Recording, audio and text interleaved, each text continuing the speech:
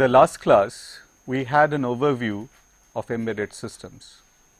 Today, we shall look at embedded hardware, and in course of next few lectures, we shall explore hardware of embedded systems in more detail. Embedded system hardware, the basic task is to receive input, process it and provide output. So, the basic hardware is built to meet the requirement of the information processing system of the embedded appliance. The information processing system basically would consist of a processor and the other peripherals to maintain and manage input and output interfaces. Basically, the processors are microprocessors and microcontrollers, but in comparison to general purpose computing platforms, here the considerations are energy efficiency, and I would like to have instruction sets which can provide high code density. Obviously, the energy efficiency lead to enhanced battery life and less power consumption. High code density would lead to less requirement of program memory. We are all familiar with microprocessors, and microprocessors like Intel Pentium is used as a CPU for the computers that we use. Typically, a microprocessor does not have any RAM, ROM, I/O on the chip itself. The family of 8086 processors from Intel, of which Pentium is an example which we are using today in the PCs, as well as Motorola 68000 series. These are all examples of these kind of general purpose microprocessors. And a typical computer is built around this microprocessor having these as an architecture, and this is an example of a general purpose microprocessor system. Then what is a microcontroller? Basically, a microcontroller is a device which integrates a number of the components of a microprocessor system onto a single microchip. A microcontroller on its core must have the CPU, memory and some parallel digital I/O and many other peripherals as well.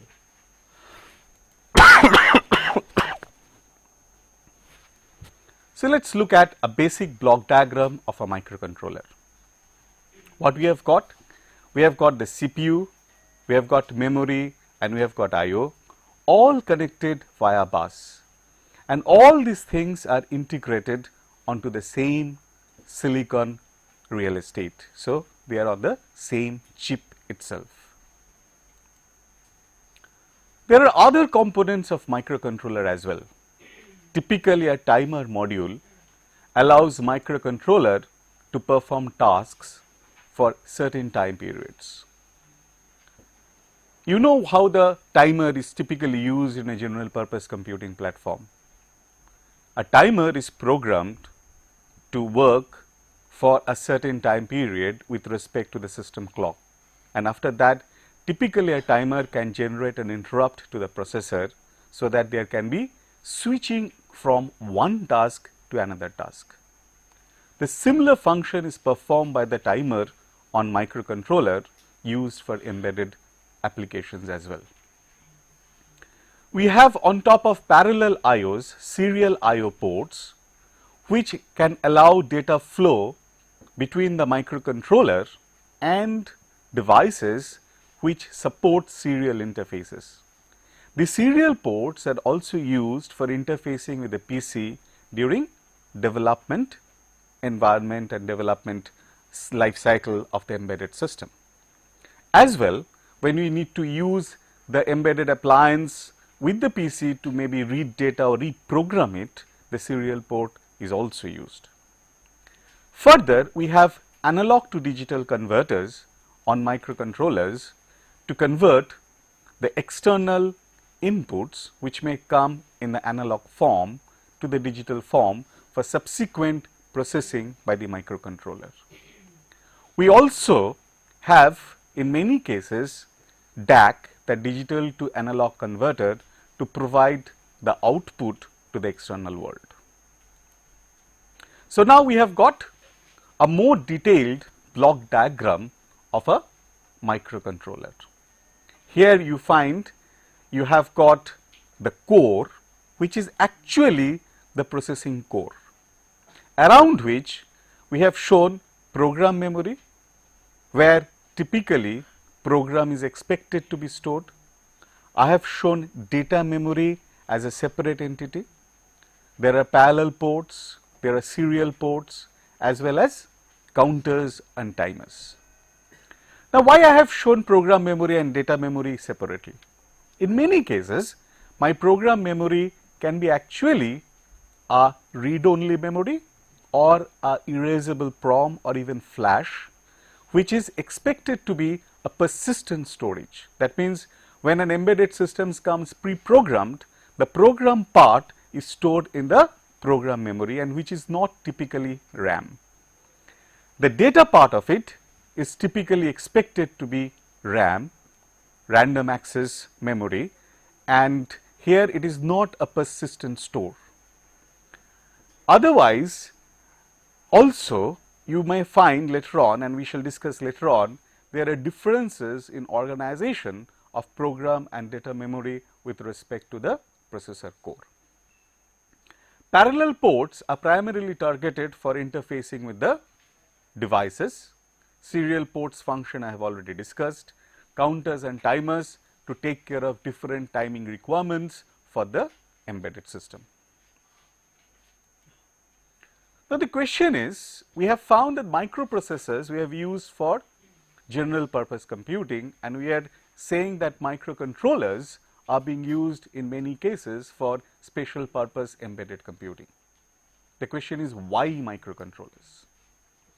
Obviously, the dominating factor in this case is low cost and the small footprint that it offers. Since embedded systems are supposed to perform specific tasks, we do not need facilities of general purpose computing on a microcontroller targeted for embedded systems. So, we can have multiple peripherals integrated together onto a single piece of silicon to get a chip which has got a smaller footprint as well as less power consumption.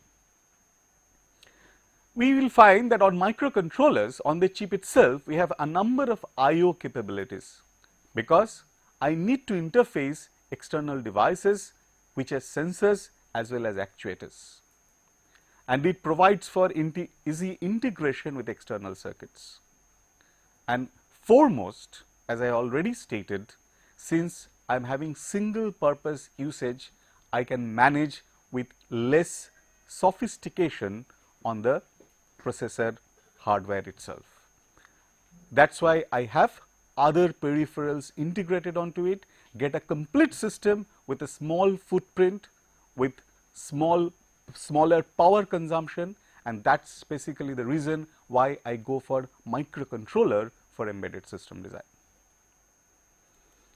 Now, we shall review computer architecture before we go into details of this microcontroller architecture, because that would provide us the proper background and perspective.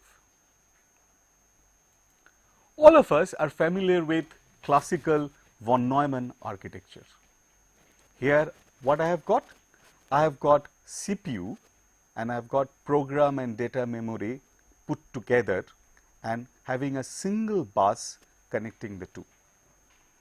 I provide address from the CPU to the memory to fetch instruction as well as to fetch data, and we use the bus to read the data as well as write the data onto that memory.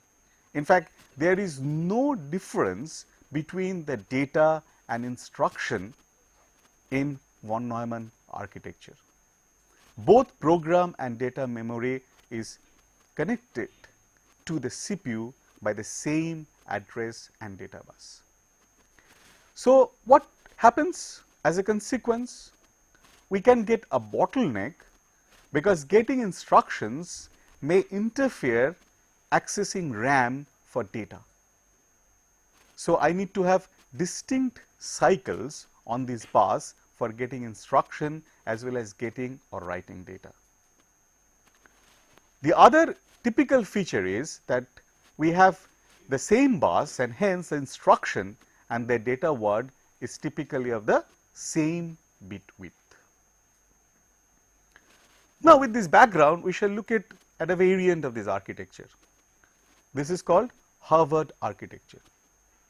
The fundamental difference in the Harvard architecture is that I have got a program memory different from that of the data memory. And I have shown here two distinct buses connecting my CPU to the program memory and data memory.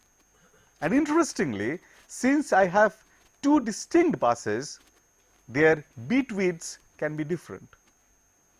It can be, I have shown here an example where the program memory can have 12, 14 or 16 bits, while the data memory can be simply having a bus width of 8 bits. What is the advantage of this? The advantage is, just look at this structure.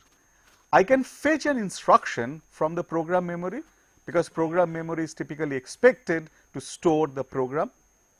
And while I am actually doing a processing, let us assume I have got some data in the CPU and I am doing some processing and then I need to store the result. And where shall I store the result? I shall store the result in data memory. Now, while storing the result in the data memory, I shall be using this bus. And during that time period, this bus is actually free. So, I can use this bus to fetch instruction. So, the instruction pipelining is facilitated by this Harvard architecture. And this is the advantage of Harvard architecture over von Neumann architecture. And you will find many of these modern microcontrollers are built around Harvard architecture. Next, we come to the concept of CISC. CISC is a complex instruction set computer. A Pentium processor, which is used in your PC, is an example of a CISC processor. What are the characteristics of CISC processors? In fact, your 8086 and other family of the other processors of that same family, 68000, they are all satisfy the properties of CISC. What are the characteristics of CISC? A large number of instructions are typically found in the repertoire of the CISC processor, and they actually perform various complex tasks. And these instructions are typically of different length and different format, and they require in many cases different number of clock cycles to execute. Also, it supports, such processors supports a number of addressing modes. So, what we find that the basic philosophy which goes into the CISC design is the more complex operations being implemented in hardware and more elaborate way of accessing data as part of the instruction set, because that is addressing modes. Addressing modes gives you a variety of way of accessing data in the memory, and you can even have operations involving data in the memory. These are the typical characteristics of a CISC processor. On the other hand, we have RISC, or the reduced instruction set computer. As the name suggests, here the basic objective is to have less number of instructions, and instructions are designed such a way that they perform single operations that can be executed in a single cycle. Also, instructions are of fixed length. A fixed length instruction facilitates what we call instruction pipelining, because I know that if I am fetching an instruction of a fixed word, so the next instruction that I fetch or the next byte or word that I fetch would correspond to the next instruction, and it will not correspond to a byte or word of a previous instruction. So, I can design fetch cycles of instructions to fetch words of fixed length which correspond to a single instruction for a RISC computer. It has generally a large number of registers, and these registers can contain data and can also contain addresses. And what we say that these registers are symmetric because they can be used for address as well as data manipulation in a similar way. And your arithmetic operations, in fact arithmetic as well as logical operations for a RISC processor always involve registers. So, the operations are always involving registers and not involving memory locations directly. And once you have performed the operation, the data is stored to the memory. So, you have got stored instructions, and before performing an operation, data is loaded from memory. So, you have got load instructions. So, that is why typically RISC architectures are also referred to as load store architecture. Yeah. Don't we have pipelining in the RISC architecture? Can we have pipelining in the RISC architecture? You can have pipelining in CISC architecture as well, okay? But the pipeline design for a CISC architecture becomes more complex than that of a RISC architecture. Now, we shall come to architecture of a particular microcontroller, and that is PIC. And PIC is one of the leading architectures for low-end applications. What do we mean by low-end applications? Typically, the applications which require your 8-bit and 16-bit processors, or even the applications which require 4-bit processors. So, these are typically low-end applications, and PIC is one of the leading architectures for low-end applications. In fact, the basic objective with which PIC microcontrollers were designed were embedded control. PICs are RISC processors, reduced instruction set processors. It uses fewer instructions, a few addressing modes, and typically executes one instruction in one internal clock cycle. Now, why PIC was designed as a RISC processor? Obviously, the reason is that the moment I have got simple set of instructions, and if I can execute a single set of instruction in one cycle, I can actually execute a large number of operations, and I can have easy implementation of pipelining without having a complex hardware. Less complex hardware would essentially mean less consumption of silicon area as well as less consumption of power. Let us try to look at the family. In fact, it is a family of processors which have got variety of configurations. Here you will find we have shown some examples and with different numbers, because PIC is not just a single microcontroller, but a family of microcontrollers. And these 12-bit, 14-bit, 16-bit, these are different word lengths that these processors support. Let us look at this block diagram, and this is the block diagram of what we call a mid-range PIC processor. I have shown here a part of the architecture and not the complete architecture, because the complete architecture will have other components as well. Here, let us see, this is my program memory. This program memory is obviously distinct from that of my data memory. The data memory is located here. So, this is an example of Harvard architecture.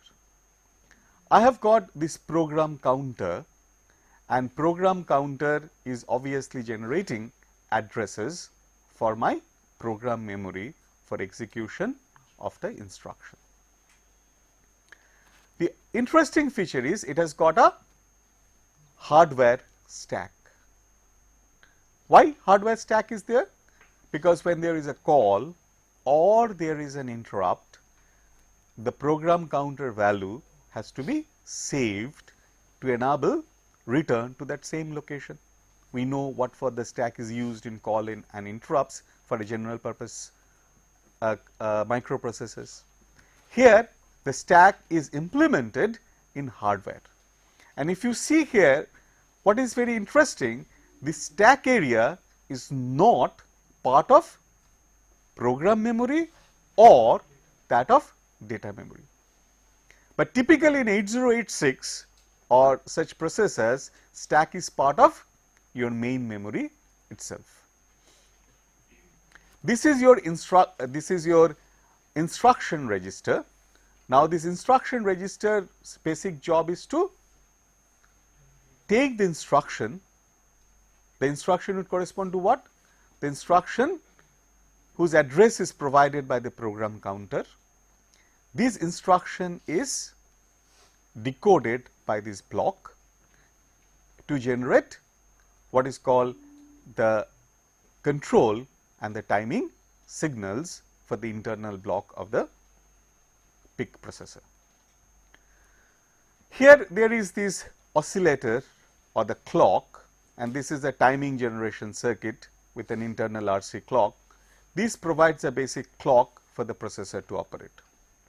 And these are the set of timer blocks that we have already talked about. We have got power up timer, then power on reset, watchdog timer, brownout timer, and so on and so forth. We shall discuss them later on. The only thing that I shall just touch upon now is this watchdog timer, because watchdog timer is a very important component of microcontrollers which are intended for embedded applications. What is watchdog timer? Say you have written a program and you are running it on a PC and it has gone into an infinite loop. When you realize that, what do? You try to stop that program, and for stopping that program you actually initiate an interrupt or a signal to the processor. Now, if such an error condition happens in an embedded application, you are not there to send in an interrupt or like a control C from the keyboard or anything of that sort. It has to take a self-correcting action, because an embedded system is supposed to work without human intervention and supposed to work for all times without human intervention. So, typically what a watchdog timer is doing is, it typically gets loaded with a particular timing parameter, that is a particular count, and it starts down counting with respect to the clock. And what is expected is the system would reset watchdog timer at regular intervals. If it does not reset and the count terminates, it should generate an interrupt. Why it is not resetting? Most probably your software has forced the microcontroller to go into some infinite loop or error condition, so that the system is not in a position to reset the counter value. This is a generic concept of watchdog timer in an embedded system. So, when the timer finishes its count and it has not been reset, it will generate an interrupt, and that interrupt will enable the system to go back to one of the known predefined states. Okay. So, this watchdog timer is a very important component. This part is primarily the ALU part for the doing arithmetic computations. And what is interesting, that you will find that this RAM area is also being referred to as register file. Okay. In fact, all these RAM locations can be actually considered as registers, and as I have already stated, a RISC processor will have a large register bank, because it will use the registers for majority of its operations. Here you will find that the same condition is being satisfied for the peak processor. This instruction register typically will have the instruction and it will refer to the registers for operation. So, that is why you find a bus connecting this a part of your instruction register to the address multiplexer through which the register gets selected for any kind of arithmetic operation.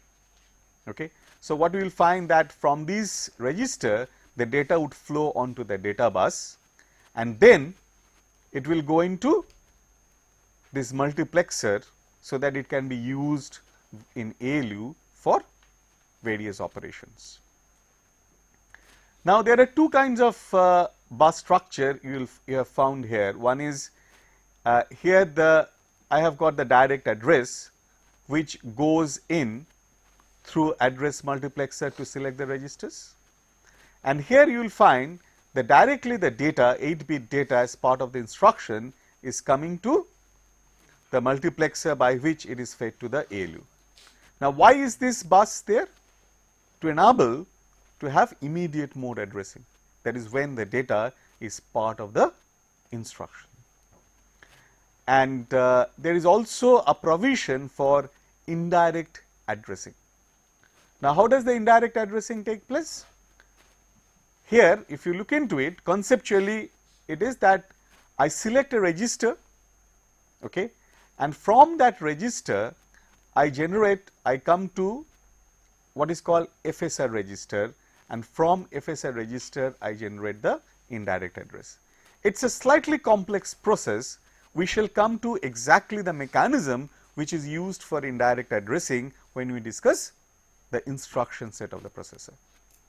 So, at least from this architecture, what is straightforward is I support immediate addressing, direct addressing, indirect addressing, and primarily my operations are using this RAM, and this RAM is nothing but also the same register bank that of a RISC processor. Now, we come to other parts of this same architecture. These are all integrated onto the same chip along with the previous blocks that I have shown you. These are nothing but a set of ports. Through these ports actually the external devices are to be connected, and this block contains again support for variety of peripheral devices. I am just referring to two examples. One is LCD drivers, because typically if it is a standalone device it would require an LCD display. So, on the microcontroller itself we have the integrated form of LCD drivers, so that I can directly have the LCD display interfaced with the microcontroller with minimum of additional circuitry. Similarly, I have got the other ports, okay, you will find synchronous serial ports and as well as USRTs. This is for the purpose of having serial ports implemented for communication maybe with PC and other devices. There are a number of other timers as well. In fact, I have shown you here the 3 timers. These timers are different from that of watchdog timer. Watchdog timer is a special purpose timer.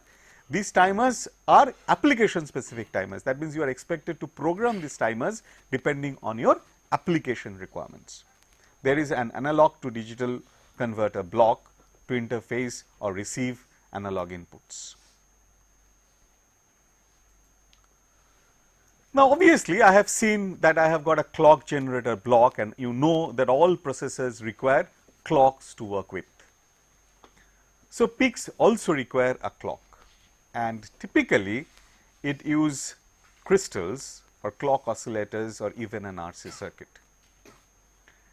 And instruction speed is typically what we call 1/4 of clock speed.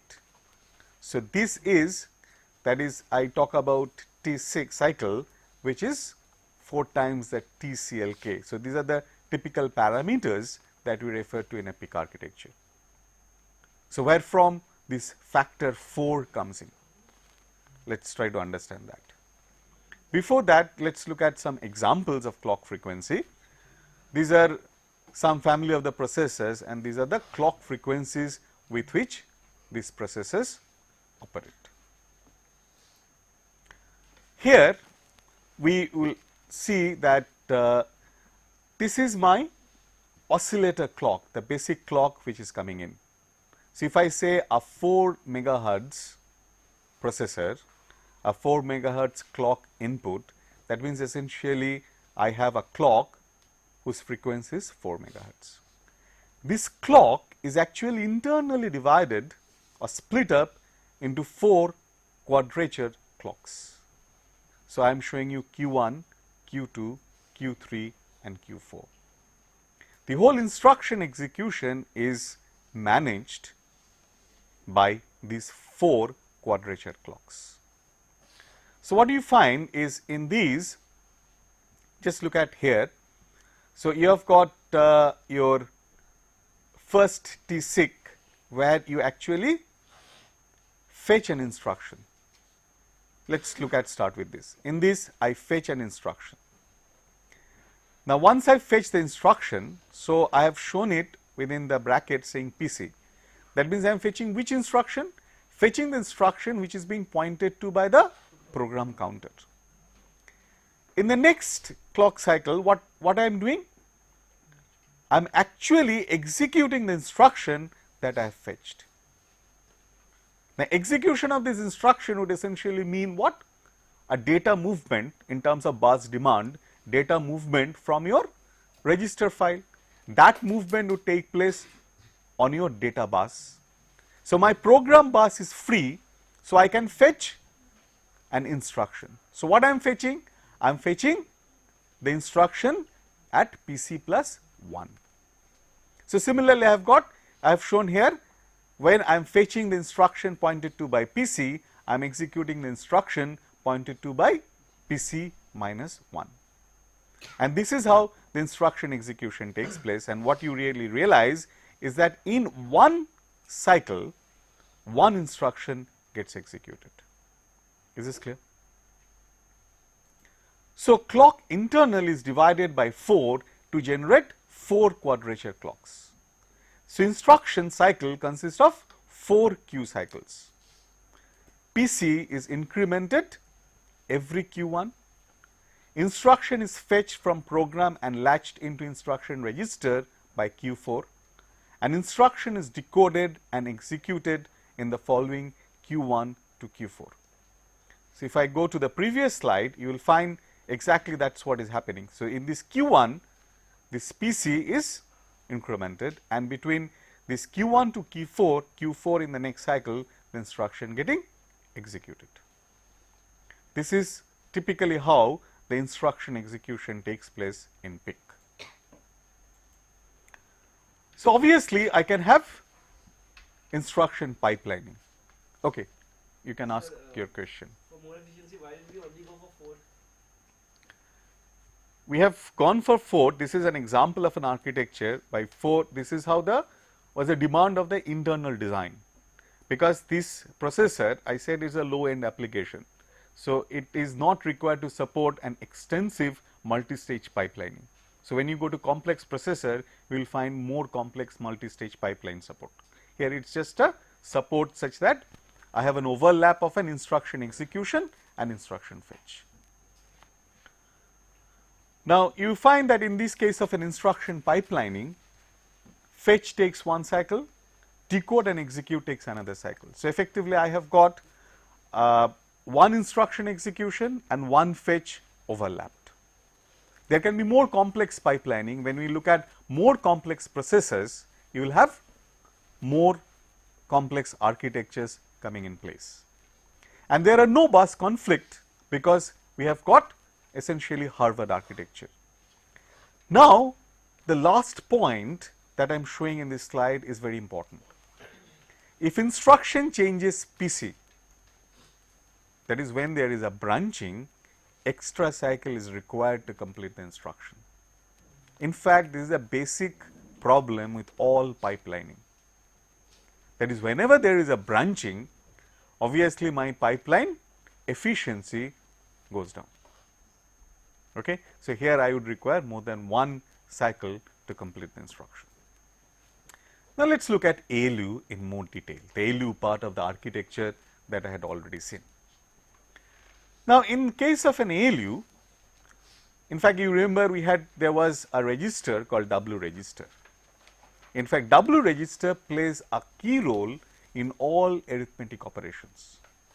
This W register is called working register. In fact, it is very similar in concept to that of an accumulator that you have in 8085 or 8086. You have your operands either from instruction what when it is an immediate, or it can come from a register, and that is one of the operands that is used in an arithmetic operation. The other operand universally comes from the W register.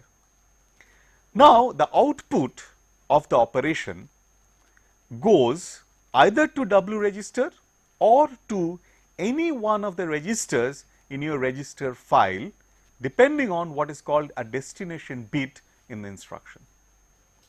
Destination bit, when it is 0, it is typically part of the W register. So, the data is stored in the W register, so that it can be used in the next instruction without being fetched from the register bank.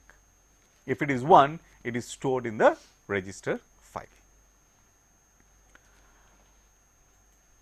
The status register is just like your flag register in your 8085. Yeah, you can have. Repeat the last sentence or d equal to 0. See, what we have is that when an operation takes place, the result which goes out from ALU has to be stored in some register. Which register it is to be stored depends on the D bit. There is one particular bit in the instruction word which is called destination bit, depending on value of that bit. If it is 0, then that data is stored in the W. If it is 1, it goes to one of the registers, general purpose registers. Along with this register, there is a status register which plays a key role, just like a flag register, because flag register stores what? The status of a computation. So, in this case, status register plays that role, but status register along with arithmetic status stores other information as well. So, what we say that status register in a PIC stores arithmetic status, reset status, and memory bank select bits. What are memory bank select and what are their options and what are their functions? We shall come when you look at the memory organization.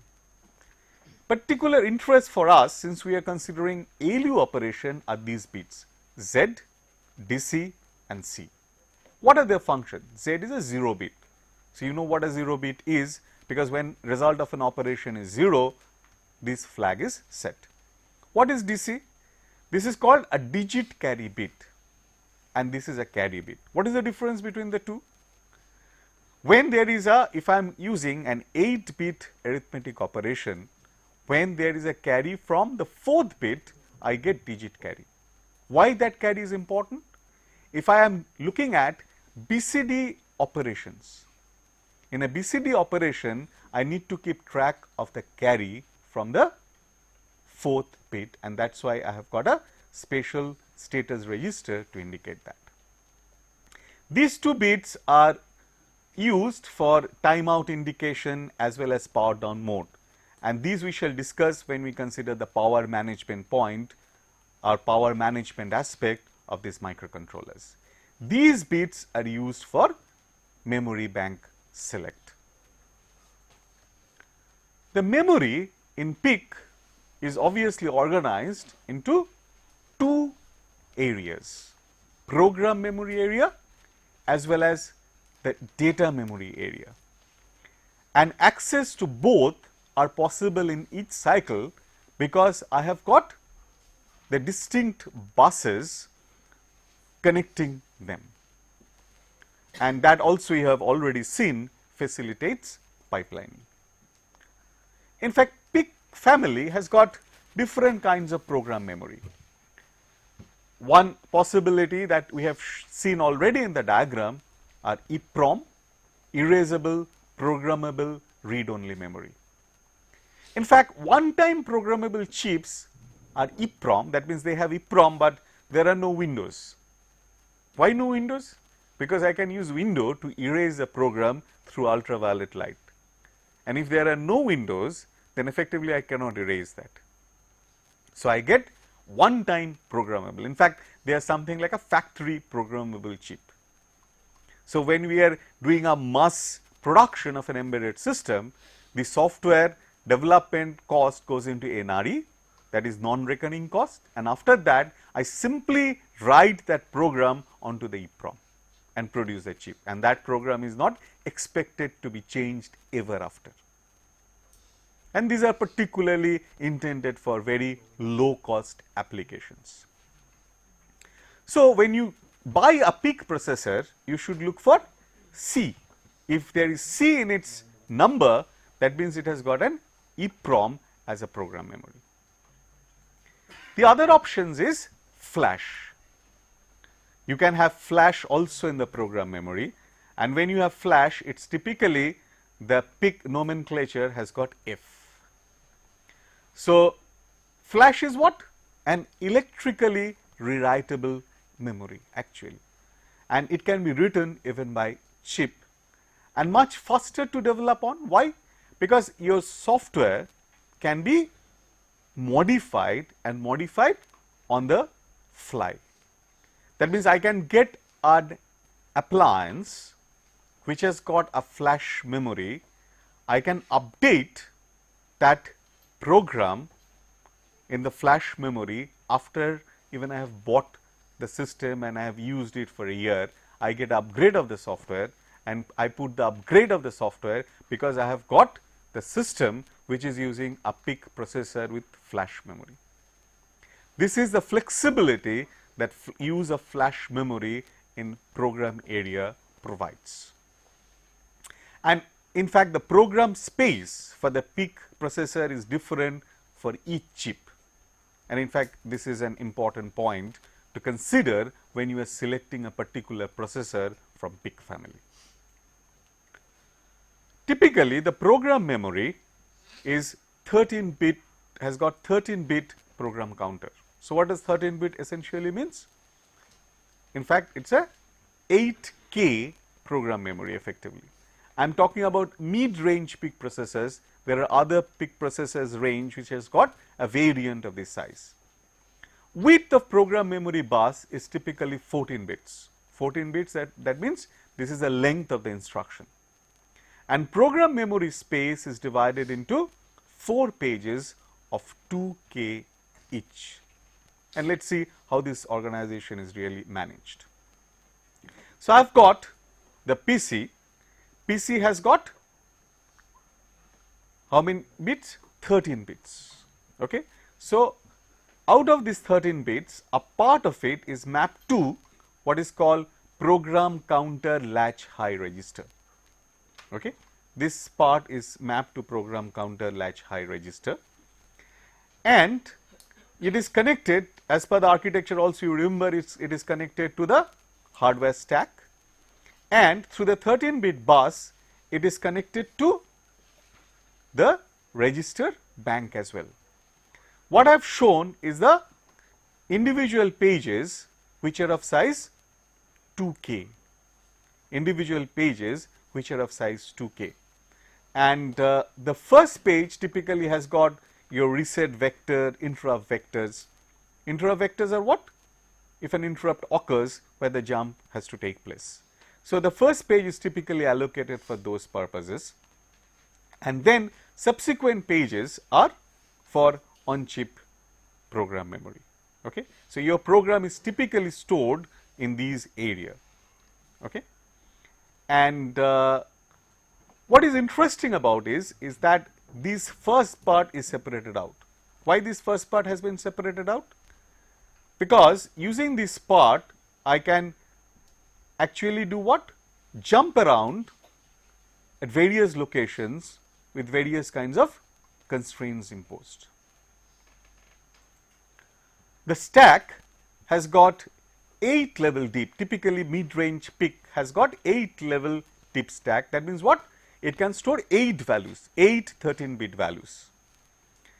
And obviously the PC is pushed onto the stack when there is a call or whenever an interrupt occurs. And typically PC latch register, that PC latch high register, is not modified when pushed to or popped from the stack. What does that mean? That means effectively you are confined to pages. Okay, the banks that are organized into, you are confined to those pages. So this gives you a certain kind of restrictions in moving around the value of PC. Then we look at the PIC data memory. Okay. Now data memory is organized into 2 parts. One is called general purpose registers.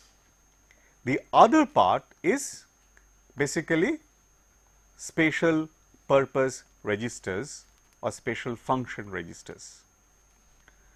Now program, since they are stored in your program memory, typically you will find that the data memory is less, because the data memory is typically to be expected as a scratch pad memory for temporary calculations and other things, and for storing the input data, okay, if it is available. And for the major part of the data, let's look at this example, that if I need to provide some background data, say some offsets is to be provided as part of the program. This offset is a permanent data, and that offset value is expected to be stored where? In the program memory and not in the data memory.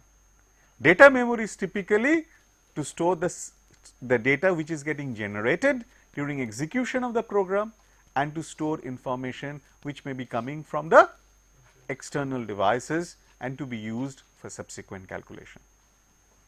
Special purpose registers provide variety of core functions, and here also the memory is organized into banks. If you remember, we talked about the bits in the status registers. The bits in the status register, the 3 bits that I had shown in the status registers, they are used for selection of memory banks. Typically, area that is in the general purpose registers, these banks are arranged so that it can provide greater than 96 bytes of general purpose RAM. And again, typically I am talking about mid-range processors, and again depending on which processor that or which microcontroller you actually choose, this value would change. And SFR or special purpose register SPR is used to control the peripheral and core functions like indirect addressing. Peripheral control means what? That if I have to program the peripherals, set some bits on the peripherals, then we shall be using this special function registers. So this more or less gives me the basic introduction to the core features of the processor, PIC processor. I am not talking about the complete PIC microcontroller, obviously, because I have not yet looked at the peripherals and the I/O ports. What I have looked at so far is the core processor, the CPU, its registers, how the program memory is organized, how the data memory is organized, and how instruction pipelining is implemented in PIC. We shall look at instruction set and the peripheral components in the next class and subsequent lectures. If you have any questions, now we can have them now. Yeah. See, EEPROM, erasable programmable memory, is not necessarily a one-time programmable memory. Okay, I can erase and I can reprogram it. But typically, if I have what we have on an EEPROM, we have a window by which we use ultraviolet light to clear the data.